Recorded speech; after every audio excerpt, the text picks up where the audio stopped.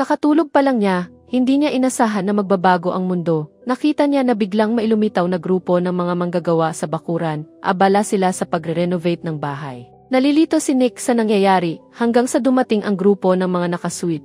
Doon niya naintindihan, yung mayamang kapitbahay pala. Para makagawa ng romantic gesture sa pinsan niya, sinadya niyang planuhin ang garden makeover na ito. Pero nang handa na ang lahat at dumating na ang pinsan ni Nick sa lugar, may aksidente na nangyari. Diyos ko, okay ah. Nick, ninakaw mo ba ang flower shop? Naramdaman ni Nick na may mali nang pumasok siya. Nakita niya nawala na yung lalaki at hindi pa niya inasahan na akala ng pinsan niya na gusto siya ni Nick. Talagang nahulog sa akin ang lalaking ito. Habang hindi makapagsalita si Nick, biglang may mabilis na katok sa pinto. Yung mayamang kapitbahay na basa ang buong katawan. Gusto niyang gumawa ng natural na pagkakataon pero sa totoo lang napakahirap. Masaya akong makita ka ulit. Ako din masaya akong makita ka. Ito ang pinakamagandang bahagi ng pelikula at pinakamalaking guilt ni Nick. Dahil sa pagtulong niya sa kanila, tuluyang mababago ang buhay ng mayaman. Nagsimula ang kwento sa mga alaala ni Nick. Noong 1922,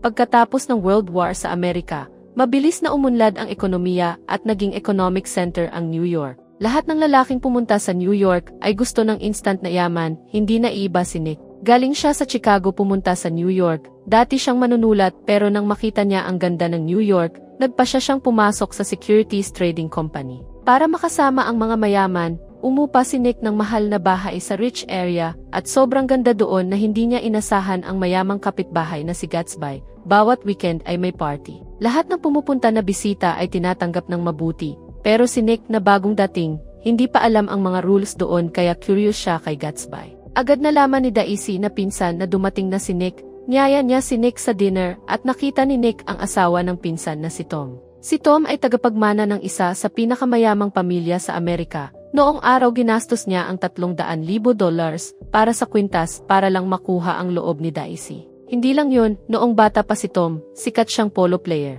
Ganitong mayaman at sikat na lalaki parang modelo ng mga lalaki. Si Daisy lang ang nakakaalam na ang asawa ay parang pusang laging naghahanap ng iba. Nick, nang pinanganak ang anak ko, alam ng Diyos kung nasaan si Tom. At kung sino man ang kasama niya, agad na itinuloy ang dinner pero biglang tumunog ang telepono. Nagbago ang mukha ni Tom, nagmadali siyang sumagot. Nakita ni Daisy kaya iniwan niya si Nick, tumakbo sa telepono at nag-away sila ni Tom. Si Jordan sa party ay napaisip, baka ang kabit ni Tom ang tumawag kaya nag-away sila at nagkaproblema. Bilang mahirap na kamag-anak, hindi siya makakasali sa private life ng mga mayaman, kaya si Nick ay awkward na eksenang ito. Natapos ang dinner pero habang umuuwi, nakita ni Nick na may nakatayo sa dock sa tabi. Ang instinct niya ay nagsabi na ito ang mayamang kapitbahay niyang si Gatsby. Hindi maintindihan ni Nick, bakit si Gatsby ay gumagastos ng malaki para sa weekly party pero siya mismo ay nakatayo sa dock na nilalamig. Kinabukasan dinala ni Tom si Nick sa New York, dinala niya sa grocery store. Tapos sa harap ng may-ari, niyaya niya ang asawa na si Myrtle na sumakay sa susunod na tren para dumalo sa party. Nakita ang sweet moments nila, agad na intindihan ni Nick na ito yung kabit na sinasabi ni Daisy at Jordan.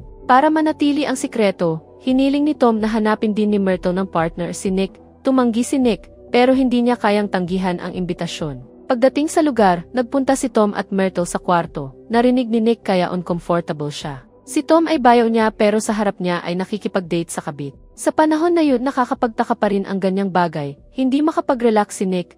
Gusto niyang tumakas doon pero may dumating na babae na magpapabago ng isip niya. Si Nick ay agad na nahumaling sa babaeng iyon. Sa masarap na atmosphere, nag-enjoy siya hanggang sa malasing siya. Nang magising siya kinabukasan, nasa bahay na siya. Ganyan ang friendship ng mga lalaki minsan. Kapag may nag-involve sa iyo na nasa same situation kayo at nakatikim ka ng sarap, sa gitna ng guilt at kasiyahan, pipiliin mong itago ang sikreto. Pero pag-uwi ni Nick, parang may nakabantay sa kanya. Pagkatapos, nakatanggap si Nick ng invitation mula kay Gatsby, natuwa siya. Sa wakas may pagkakataon na malutas ang misteryo sa puso niya. Sumunod si Nick sa kasunduan at pumunta sa party ni Gatsby. Halos lahat sa New York ay dumating ng walang imbitasyon. May mga artista dito, meron ding mga opisyales ng gobyerno. Mas nagtaka pa si Nick na ang boss niya ay nandoon din sa party.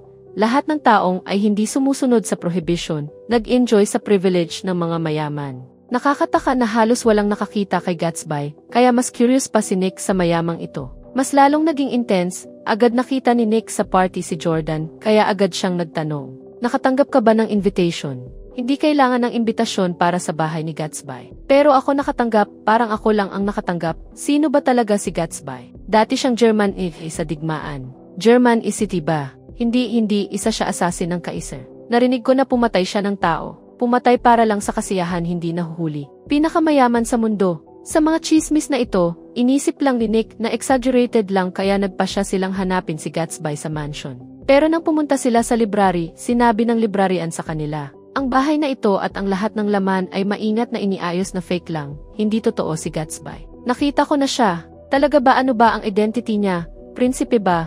Deceiving? O mamamatay tao? Hindi ko mahanap ni isa na nakakaalam ng tunay na kwento. Pagkaalam nito, hindi na nila pinursupan na hanapin si Gatsby, nagpasya na lang silang sumali sa party para mag-enjoy. Pero hindi nagtagal, kinuha ng mayamang lalaki si Jordan, tinitingnan niya si Nick ng masama at tinutukso siya na mababa ang antas, kinuha pa niya ang inumin na kukunin ni Nick. Hindi na nakayanan ng lalaki sa tabi kaya agad siyang kinomfort, pero walang pakialam si Nick, kasi siya lang naman ang nakatanggap ng imbitasyon ni Gatsby. Hindi ko pa nakita si English Gatsby. Walang nakakita sa kanya. Sabi nila royal cousin siya, may nagsabi na kamukha niya si Leonardo DiCaprio. Sorry pero hindi ako magaling na host kasi ako si Gatsby. Ikaw ang... Sa sandaling iyon, nabighani si Nick sa charm niya. Akala niya matandang mayaman si Gatsby, hindi niya inasahan na magkasing edad lang sila. Agad na bago ang imahe ni Gatsby sa isip ni Nick. Mainit na tinanggap ni Gatsby si Nick. Sinabi pa na balik siya lagi tapos niyaya niya si Jordan para makipag-usap. Pagkatapos ng party, nakasalubong ulit ni Nick si Jordan. Nick, nalaman ko na ang lahat ng misteryo. Saan ka pumunta? Naghihintay ang kotse. Tara, aalis na tayo. Sobrang nakakamangha, ngayon alam ko na. Ano ibig sabihin mo? Yan lang ang masasabi ko kasi nangako ako na hindi magsasalita. Sabihin mo na lang, sorry Nick, nangako ako. Ang suspense na iniwan ni Jordan, mas lalong naging curious si Nick kay Gatsby. Hindi nagtagal, dumating si Gatsby sakay ang dilaw na luxury car para puntahan si Nick at sagutin ang mga tanong niya. Sinabi ni Gatsby na ipinanganak siya sa mayamang pamilya sa Midwest America. Maaga namatay ang mga magulang kaya nakakuha siya ng malaking mana. Nag-aral pa siya dati sa Oxford University sa Amerika. Dahil sa malaking yaman, nakapaglakbay siya sa mundo, siya ay nagnegosyo rin ng ruby. Nang sumabog ang World War, nag-enlist siya. Ang karanasang ito parang sa nobela, mahirap paniwalaan. Pero nang nagpakita si Gatsby ng mga larawan, napilitan si Nick na maniwala na totoo nga ang naranasan niya. Bigla na lang silang nakita ng pulis dahil sa overspeeding, pero nang nagpakita si Gatsby ng calling card sa pulis, agad naging respectful ang pulis, pinayagan silang umalis. Nakita ulit ni Nick ang privilege ng mga mayaman. Kusang nakipag-friend si Gatsby kay Nick. Naisip ni Nick na baka makakasama niya ang high society ng New York at mabubuhay siya sa gusto niyang lifestyle. Pagkatapos, dinala ni Gatsby si Nick sa barbershop. Ang barbershop na ito ay mukhang ordinary lang, pero nang pumasok si Nick, nakita niya na may ibang laman. Ito ay underground bar na nabuo dahil sa prohibition. Ang mga customer dito ay mayayaman lang, may police chief. Meron ding mga opisyales ng gobyerno. Walang chance si Nick na makasama ang mga big shots na ito. Medyo kinabahan siya, hindi rin niya alam kung ano ang gusto ni Gatsby sa kanya. Habang sinasabi ni Gatsby kay Nick ang request niya, biglang lumitaw si Tom, naputol ang usapan nila. Nang makita ni Gatsby si Tom, sobrang uncomfortable siya. Mabilis na bumati tapos agad na umalis, mas lalong nagtaka si Nick. Hanggang sa gabi, nakita niya ulit si Jordan at ikwinento niya ang nangyari ngayon. Ikwinento niya ang buhay niya. Huwag kang maingay, hindi dapat marinig ng iba. Ano ang hindi magandang request? Gusto niya na i-invite mo si Daisy.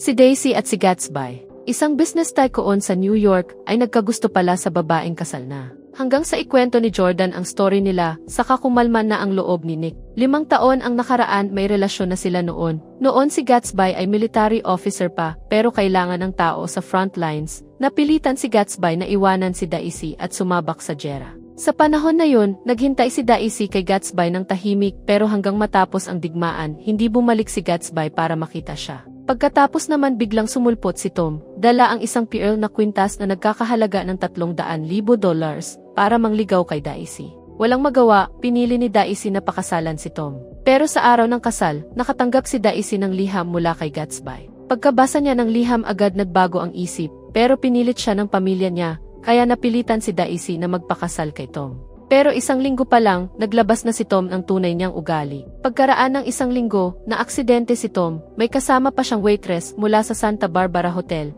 lahat ng dyaryo nag-report. Isang coincidence na ang bahay ni Gatsby at nila ay may pagitan lang ng tubig. Hindi ito coincidence, binili niya yung bahay para malapit kay Daisy. Ginagawa niya yung mga party para sana dumating siya. Nalaman na ni Nick, bakit sinadya niyang lapitan siya.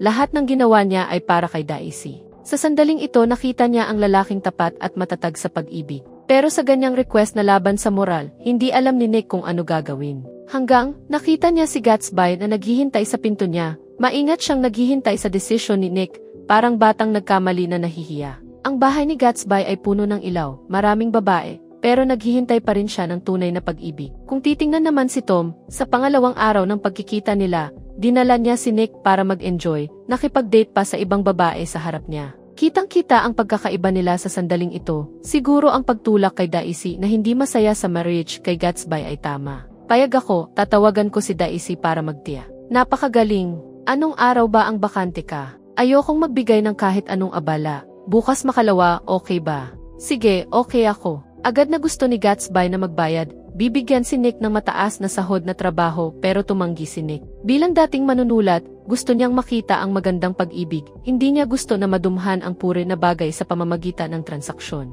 Sage good night. Agad na dumating ang napagkasundo ang araw. Pagkagising ni Nick, nakita niya ang nakakagulat. Para sa date na ito, pinaayos ni Gatsby at mga katulong ang bakuran ni Nick. Hindi lang yun, pinuno pa niya ng bulaklak ang kwarto. Nang handa na ang lahat, sobrang kinabahan si Gatsby. Nang dumating na si Daisy, nakita ni Nick na tumakas si Gatsby pagkatapos bumalik si Gatsby na basa ng ulan. Sa wakas nakaipon siya ng lakas na makita si Daisy. Matagal na hindi nagkikita ang dalawa pagkatapos ng simple na pagbati. Medyo hindi alam kung anong gagawin. Para hindi maging awkward, sinubukan ni Nick na magbigay ng chance na mag-usap silang dalawa pero agad na sumunod si Gatsby. Sobrang pangit nito, hindi ko in-expect na ganito. Kinakabahan ka lang si Daisy din. Kinakabahan din siya, pareho kayong ganyan. Hinaan mo yung boses mo. Parang bata ka, sobrang rude. Si Daisy mag-isa sa loob habang ikaw. Nakaipon siya ng lakas na bumalik sa loob. Si Nick naman ay nakatayo sa labas sa ilalim ng puno. Pinili na itago ang pangalawang sikreto para sa iba. Nang bumalik si Nick sa loob, nakita niya na nawala na ang awkwardness nila. Ngayon sobrang close na nila, tinitignan nila ang mata ng isa't isa. Ayaw nilang alisin ang tingin sa isa't isa. Hanggang sa gumawa si Nick ng malakas na ingay. Tumigil na ang ulan. Ngayon tumigil na rin ang ulan sa labas. Ang kalangitan ay parang misunderstanding nila na nawala na.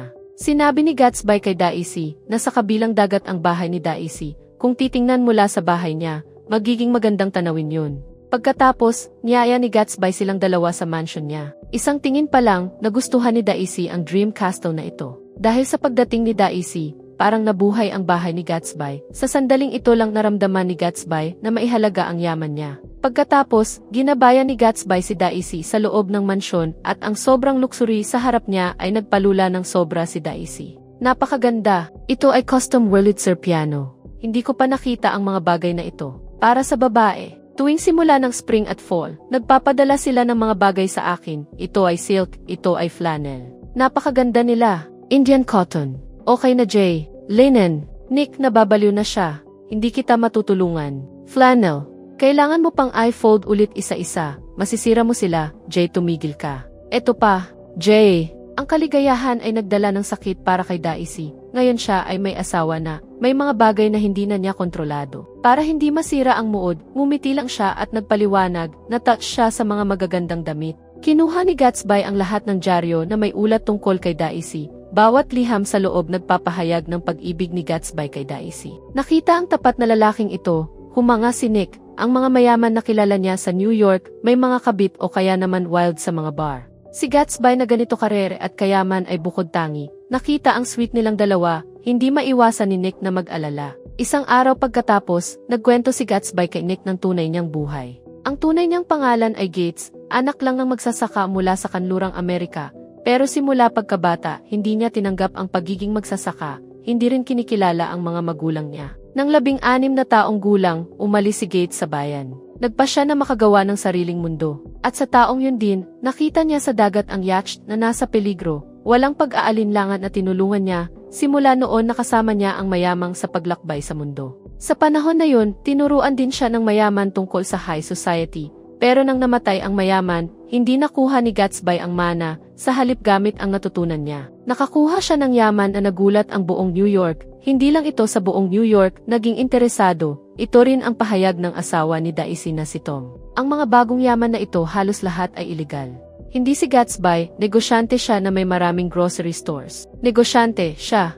Hayaan mo akong ipakilala si Congressman Gulick. Pagdating ni Gatsby na putol ang usapan nila, ipinakilala ang kongresista. Pero pagdating kay Tom, sinadya ni Gatsby na ipakilala na polo player siya. Napaka-uncomfortable ni Tom sa ganito, naramdaman niyang ayaw ni Gatsby sa kanya. Pero sa susunod, dahil sa isang sinabi, nalaman niya ang dahilan.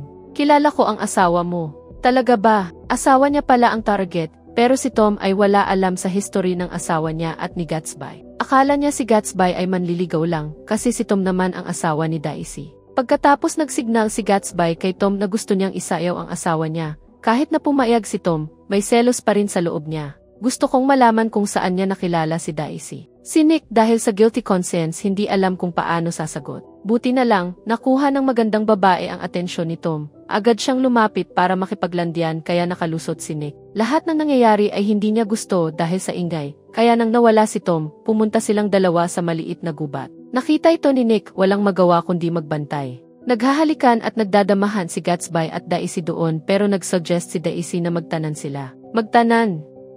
Hindi, Daisy, mahal.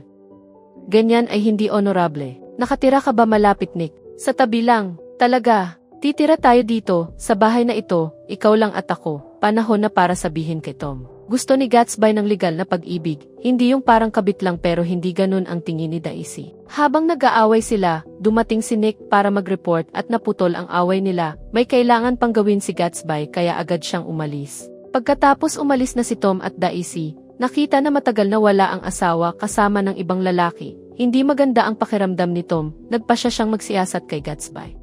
Tingnan kung may nangyari sa kanilang dalawa. Pero si Gatsby ngayon ay nalungkot. Bilang mahirap noon na naging matagumpay ngayon, sinabi ng minamahal niya na hindi yun ang gusto niya. Parang dineni ang lahat ng ginawa niya sa loob ng 5 taon, mukhang sa loob ng 5 taon nagbago na rin siya. Umalis na si Daisy, sinabi niya na sabihin ko sa iyo na masaya siya ngayong gabi. Hindi niya nagustuhan, pakiramdam ko ngayon ay malayo siya sa akin, hindi niya naintindihan ang sinasabi ko. Ibig mo bang sabihin ang party? Dapat sabihin niya kay Tom na hindi niya minahal si Tom. Ano? Ganun lang, magsisimula ulit kami ni Daisy, katulad ng 5 taon na nakaraang. Pero sa tingin ni Nick, hindi makakabalik sa nakaraan ang tao. Hindi rin maaaring sabay na magkaroon ng naramdaman ngayon at noong bata pa. Miss ni Gatsby si Daisy noong nakaraang 5 taon. Sa gabing yun, agad nahulog sa isa't isa. Yung kwento ng mayamang babae na nahulog sa mahirap na lalaki, pakiramdam ni Gatsby ay pinagpala siya ng mundo. Alam kong ang lalaking tulad ko na mahulog ay malaking pagkakamali, 32 pa lang ako. Kung makalimutan ko na si Daisy, siguro magiging ok pa rin ako. Pero ang buhay ko, pare, ang buhay ko, dapat ganito ang buhay ko, dapat gawin ko ito. Simula noon, sinunod ni Gatsby ang gusto ni Daisy, tinigil ang mga parties, pinaalis din niya ang lahat ng mga katulong. Para siya at si Daisy sa bahay ay magkaroon ng mundo para sa kanilang dalawa, nag-enjoy sila ng magandang panahon, nagpa siya si Daisy na kausapin si Tom. Nang nagpa siya si Gatsby na sabihin kay Tom ang totoo, biglang nag-back out si Daisy. Ginoong Tom, gusto kong si Daisy at ako. Mainit masyado, lahat ay hindi tama, ano ba ang gagawin natin ngayong hapon? Pagkatapos, gusto niyang sindihan ang sigarilyo para takpan ang panik niya, pero dahil sa kaba, nahulog niya ang lighter. Agad na kinuha ni Gatsby ang lighter at sinindihan ang sigarilyo ni Daisy. Nakita rin ni Daisy ang urgency sa mata ni Gatsby. Mukhang gwapo ka, laging gwapo ka, tulad ng tao sa Times Square na patalastas, yung nakasuot ng magandang shirt. Sino ba ang lalaki na papayag na ang asawa niya sa harap niya ay makikipag-sweet sa iba? Pero dahil bilang matandang aristokrat, naging dahilan para pigilan ni Tom ang galit niya, para ipakita ang authority niya bilang master ng bahay. Agad niyang sinang-ayunan ang request ng asawa niya. Sa harap ni Gatsby, niplano niya ang lahat ng susunod na activities ni Daisy. Bago umalis nagsuggest si Tom na magpalit ng kotse para magkarera. Sa kotse sinadya niyang binigyan ng babala si Nick at Jordan na alam na niya ang lahat tungkol kay Gatsby. Sa daan nagkarera sila, walang gusto na matalo sa harap ng mga babae. Sa huli, nauna si Tom sa grocery, sinabi ng may-ari kay Tom na babalik sila ni Myrtle sa probinsya. Nakita ni Tom si Myrtle sa taas na mukhang pagod. Hinala ni Tom na baka alam na ng asawa na may karelasyon si Myrtle. Hindi lang alam na siya iyon. Ngayon nalilito si Tom, dalawang babae na mawawala sa kontrol niya. Paano niya tatanggapin na wala siyang magagawa? Nakita niyang malapit na silang malamangan ni Gatsby at ng asawa niya. Agad siyang nagmaneho para habulin sila. Pagkatapos pumunta sila sa bahay ni Tom, patuloy na nagreklamo si Daisy tungkol sa init sa loob. Agad pinangaralan ni Tom kay Daisy bilang master ng bahay. Lalong umiinit dahil sa reklamo mo. Huwag mo na siyang awayin, kumpare. Ang ganda naman ng pahayag mo. Ano ibig sabihin mo? Compare, saan mo natutunan? Tom, kung gusto mong mag-personal attack, hindi ako magtatagal dito. Nakita na si Daisy ay dinipensahan si Gatsby. Nagbago ng ugali si Tom. Tinanong kung saan nag-aral si Gatsby. Sumagot si Gatsby na naging military service siya, ang military para sa mga war officers. Nagbigay ng opportunity na mag-aral sa Oxford. Pero 5 buwan lang siya sa university, bumalik na siya sa digmaan. Nakita na hindi niya mapapahirapan si Gatsby, hindi na nagtago si Tom. Ano ba ang ginagawa mo sa bahay ko? Hindi siya nanggugulo, ikaw ang nanggugulo, ayusin mo sarili mo. Siguro uso na ngayon ang pagkakapipi at pagkakabulag, hayaan lang na kung sino na matulog sa asawa mo. Nakita na ganun ka-aggressive si Tom, wala nang choice si Gatsby, kundi harapin ang lahat, sasabihin niya ang lahat ng hindi nasabi ni Daisy. Hindi ka mahal ng asawa mo, hindi ka niya minahal kailanman, ako ang mahal niya. Baliw ka ba? Hindi ka niya minahal kailanman, pinakasalan ka niya kasi mahirap ako noon, hindi na niya kaya maghintay, malaking pagkakamali na pinakasalan ka niya, maliban sa akin hindi niya minahal ang iba. Narinig ang sagot, tinanong ni Tom kay Daisy kung ano ang nangyari. Nang nalaman na kamakailan lang sila nagkita, kumalma naman si Tom, naniniwala siya na minahal siya ni Daisy. Talagang baliw ka, hindi ko masasabi sa nakalipas na 5 taon, kasi hindi ko pa kilala si Daisy noon. Ano man ang sasabihin mo ngayon ay walang kwenta, nang pakasalan ako ni Daisy mahal niya ako. Hanggang ngayon din, hindi, pasensya na Ginoong Tom. Hindi mahal niya ako, mahal pa rin niya ako, mahal niya ako. At mahal ko rin si Daisy, mahal kita Daisy. Minsan gumagawa ako ng mga kalokohan na bagay pero bumabalik ako. Ngayon si Daisy ay nahihirapan, ang isa ay ang puting ilaw ng buwan na laging niya inisip, ang isa ay ang kasama niya araw-araw. 2 lalaking mahal niya pero sa sandaling ito hindi niya makapili. Para ibalik ang loob ni Daisy, nagsimula si Tom na ilabas ang background ni Gatsby. Yun pala, nakikipagsosyo si Gatsby sa mga gangster para sa illegal na transaksyon. Hindi lang yun, bawat linggo niya niyaya ang mga tao sa bank para magsugal sa mansion. Sa totoo lang ang parties na yun, hindi para kay Daisy, ang lalaking to ay puro kasinungalingan, hindi niya matatalo tagapagmana na tulad niya. Pero sa tingin ni Gatsby, si Tom ay swerte mula pinanganak, pagdating sa abilidad para sa pera, pareho lang sila. O hindi, ako, sila, siya, kami ay iba sa iyo, iba ang pinagmulan namin, iba rin ang angkan. Ano man ang gagawin mo sasabihin mo o nanakawan mo, hindi mo na mababago ang mga yan, ang babaeng tulad ni Daisy. Tumahimik ka, tumahimik ka. Nag-breakdown si Gatsby sa sinabi ni Tom, ang pinagmulan ni Gatsby ay laging sakit sa puso niya, kung hindi dahil sa pinagmulan at pera, matagal na siguro silang masaya ni Daisy. Ngayon meron na siyang yaman, pero hindi naman mabubura ang nakaraan.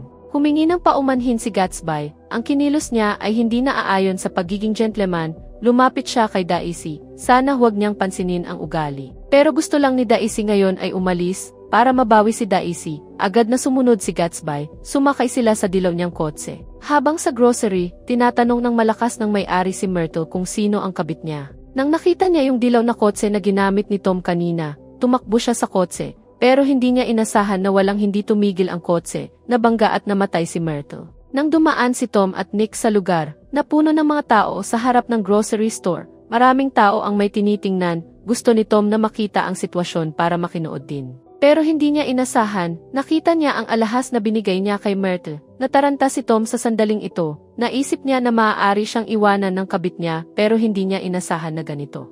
Ang paraan, kilala mo ba siya? Hindi ko kilala. Ang kawalang puso ni Tom ay nakakapagtaka kay Nick. Hindi lang yun, sinabi pa niya sa asawa na si Gatsby ang nagmamaneho, siguro siya ang lover ni Myrtle, kaya pinatay niya dahil takot siyang malaman. Narinig ang sinabi ni Tom, agad na nawalan sa sarili ang may-ari. Si Nick na nakakaalam ng totoo ay hindi makasabi, pero hindi naisip na ang bagay na ito ay magiging permanenteng sikreto na itatago sa puso ang kasakiman ni Tom. Si Gatsby naman ay mahina at takot na tao. Kung sa masaganang New York na society, puro ganitong tao ang nakatayo, sobrang bulok ng mundo. Habang gusto niyang mag-relax, nakasalubong niya si Gatsby sa hardin. Malakas na sinigawan ni Nick ang pagiging duwag niya. Isa kang duwag. Hinaan mo ang boses. Yung babae ay tumakbo sa amin. Parang gusto niyang makausap kami. Lahat ay nangyari ng mabilis. Sinubukan kong i-turn ang direction pero siya si Daisy. Siya. Sa sandaling ito nalaman ni Nick ang dahilan. Si Daisy pala ang nagmamaneho. Para kay Daisy, nagpa siya si Gatsby na tanggapin ang kaso. Pagkatapos hiningi niya kay Nick na itago ang sikreto. Takot siya na kapag nalaman ni Tom ay masaktan si Daisy. Hindi lang yun, nagpa siya pa siyang magbantay sa baba. Kapag may narinig na kahit anong ingay, aakyat siya para protektahan si Daisy. Para pakalmahin ang worried na si Gatsby, bumalik si Nick sa mansion para tingnan ang sitwasyon ni Tom at Daisy. Nakita niya na ang mag-asawa ay tahimik na nagpaplano na umalis. Pinili ni Nick na huwag sabihin ang bagay na ito kay Gatsby. Siguro sa kaloob-looban niya, umaasa pa rin siya na babalik sa normal ang buhay para maiwasan ang mga walang kwentang sakit. Pero hindi niya inasahan na kusang nagsabi si Gatsby kay Nick ng nakakagulat na sikreto. Tatawagan ako ni Daisy bukas ng umaga. Pagkatapos plano namin na umalis magkasama, kailangan lang niya ng oras para mag-isip. Hindi si Daisy siya. Kailangan lang niya ng oras para mag-isip, tatawag siya sa umaga. Narinig ni Nick, hindi pa rin niya sinabi ang plano ni Daisy na tumakas. Siguro sa tingin niya, tatawagan ni Daisy si Gatsby para magpaliwanag. Pagkatapos, umamin si Gatsby kay Nick tungkol sa pinagmulan ng pera niya. Para mabuhay si Daisy sa marangyang buhay, kailangan niyang magkaroon ng achievement, walang magawa kundi sumali sa illegal, na pasama sa mga sugal. Ano ang sinabi sa sulat? Ang dahilan kung bakit hindi ako makakabalik pagkatapos ng digmaan. Sinabihan ko siyang hintayin ako hanggang sa magkaroon ako ng achievement, pero siya. Pakiramdam ko magkasama na kami, yung lahat ay para sa kanya, bahay, parties, lahat ng bagay. Ganon naghintay sila hanggang sa susunod na umaga, pero yung tawag na magde-decide sa tadhana, hindi dumating. Habang papaalis, tinitingnan ni Nick ang lalaking baliw sa pag-ibig. Nakita niya ang lampas na siya sa ordinaryong tagumpay, kaya hindi niya napigilan na sabihin. Lahat sila ay walang kwenta, walang isa sa kanila na makatalo sa iyo. Sa trabaho walang gana si Nick, gusto niyang malaman ang ending nilang dalawa. Sa kabilang banda, si Gatsby ay naghihintay pa rin ang tawag ni Daisy. Sa sandaling iyon, tumunog na ang telepono. Sa wakas nakatanggap siya ng tawag ni Daisy. Daisy, ang taong naniniwala sa maganda kasama ang hindi natapos na pangarap, tuluyang natulog sa swimming pool. Mas nakakapanlamig pa, para sa mabilis na matapos ang kaso, lahat ng kasalanan ay ibinato kay Gatsby ng mga pulis. Alam ni Nick ang totoo, mas alam rin ng mag-asawang Daisy, pero lahat ay pumili ng katahimikan. Sa kanyang pagkamatay, ang mga taong dumalo sa mga party niya, ni isa walang dumalo sa libing. Alam ni Nick na sobrang mapait ang mga taong ito, dahil lang sa pera at kasikatan, madaling nawala ng pagkatao. Pagkatapos magpaalam kay Gatsby, nakita ni Nick ang masamang kultura ng New York High Society. Yung dating pinapangarap niyang city, ngayon puro nakasisilaw na ilaw na lang. Sa huling gabi niya sa New York, mag-isa siyang pumunta sa dock na tinitingnan ni Gatsby, tinitingnan ang berdeng ilaw sa bahay ni Daisy. Biglang naintindihan niya, si Gatsby ay parang batang nalito sa unang pag-ibig. Pagkatapos ginawa ni Nick ang mga alaala na ito bilang memoir. Sa una, ang gusto niyang title ay Gatsby lang, pero pagkatapos mag-isip, dinagdag niya pa sa title, yung panglarawan na puno ng respeto. Sa buong buhay ni Gatsby, simula pagkabata may malaking pangarap na siya. Gusto niyang maging magaling na tao, pero ang galing ay hindi dahil sa bilyon na pera. Dahil pagkakita niya sa kaguluhan ng mundo, pinili pa rin niyang protektahan ang ilaw sa puso niya. Sa panahong nakakadurog, naiwan pa rin ang tanong kung worth it ba ang pangarap. Ito ang Great Gatsby. Nang pumutok ang baril, hanggang sa kamatayan, naniniwala si Gatsby na tawag yun ni Daisy. Siguro sa ibang universe, totoo yung tawag na yun. Laging umaandar din ang berdeng ilaw, hindi din namamatay ang mga pangarap. Daisy.